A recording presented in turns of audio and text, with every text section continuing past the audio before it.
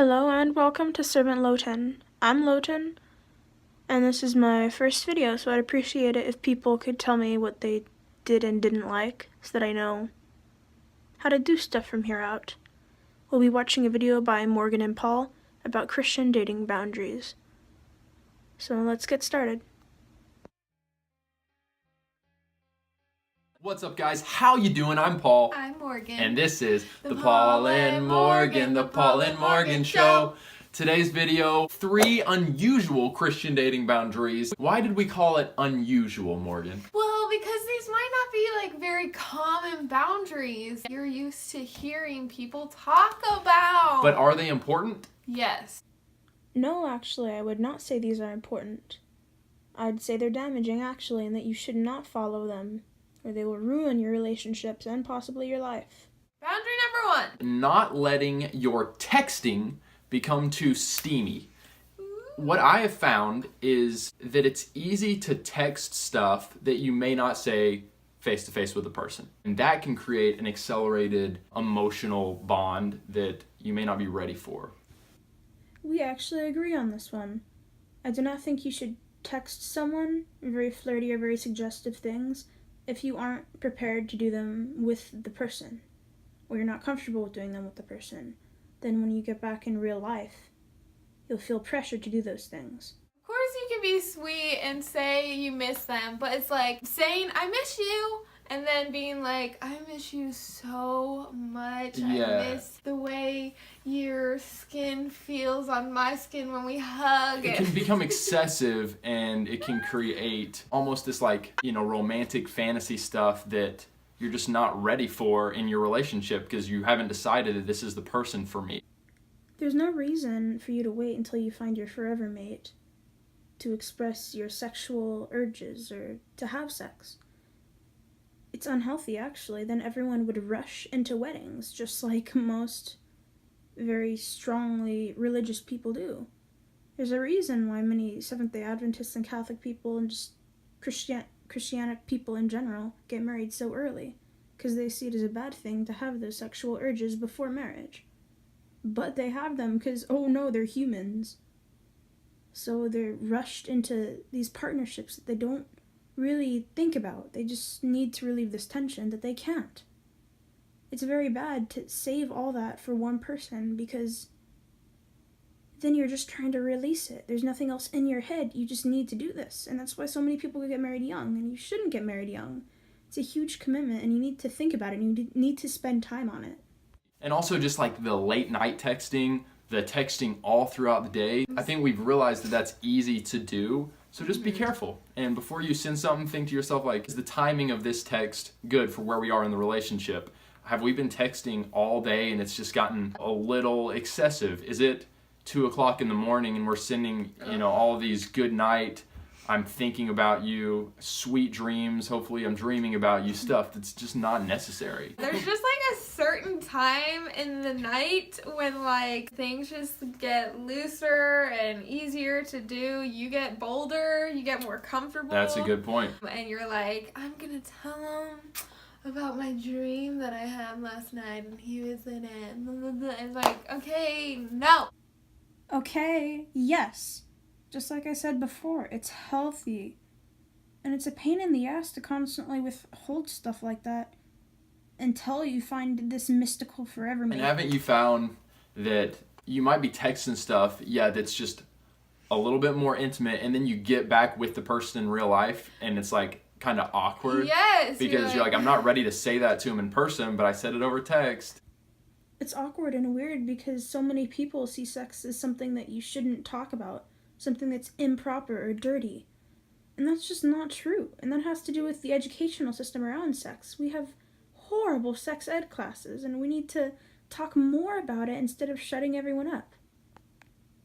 All right, Morgan, what's the second unusual Christian dating boundary we're talking about? Don't get too close to the family.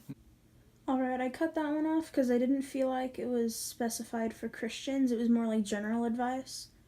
And they were just saying not to get too close to family right away, because then if you guys break up, it's kind of a downer for the family. I agree with that one. There's nothing radical or strange about it. but it's just not really Christian advice. It's just like generic relationship advice. But sure, listen to that one, I guess.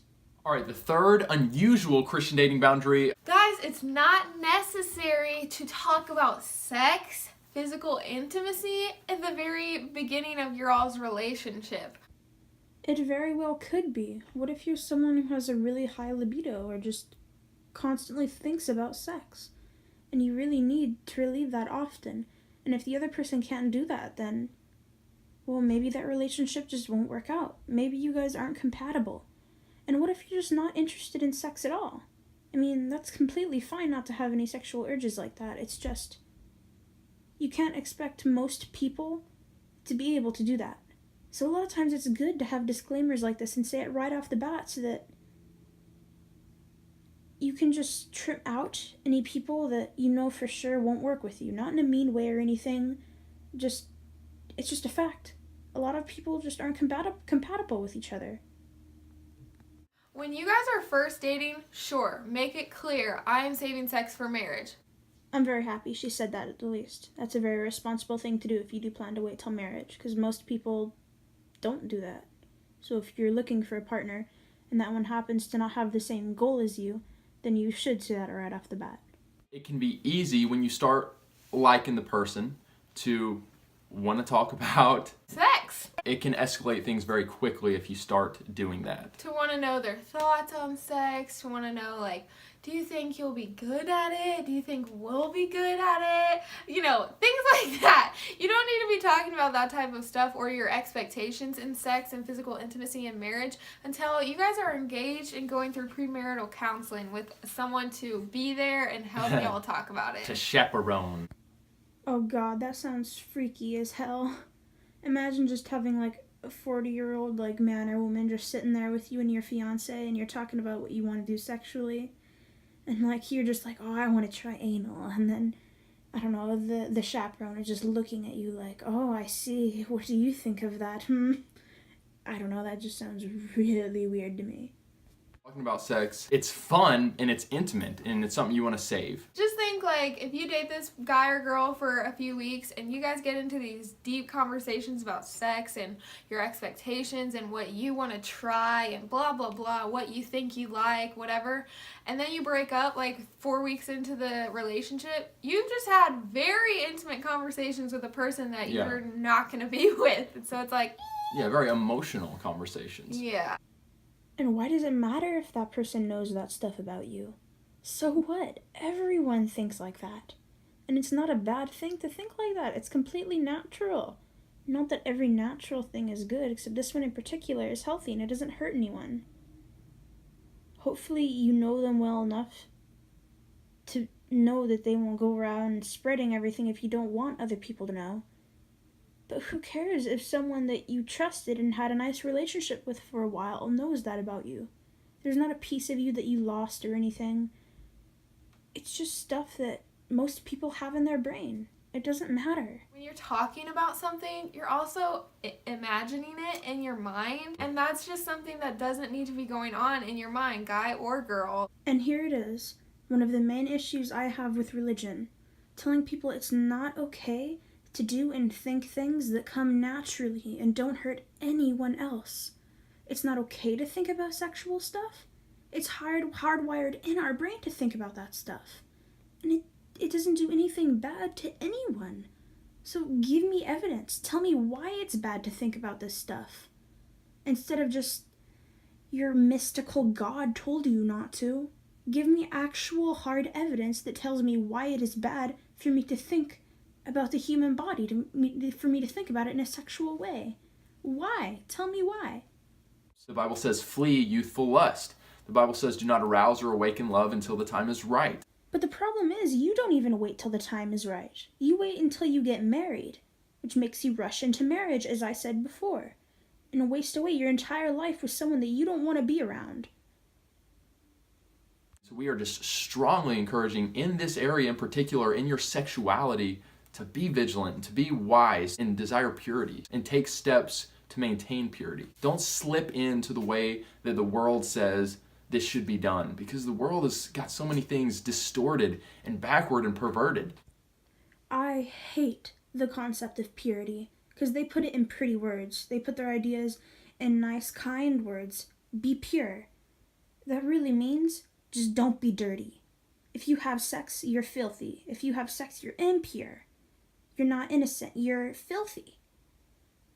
It's just what makes someone filthy from having sex? Why do you think that? Why is that a logical thought process? If anything, it makes our bodies healthier. And even things that they just put out in movies that seem so innocent, it may not line up with the Word of God. So the stuff we're saying, you may watch this and be like, that's ridiculous. Some of this are our opinions, but I would recommend that you humble yourself and say, is there wisdom in this for me?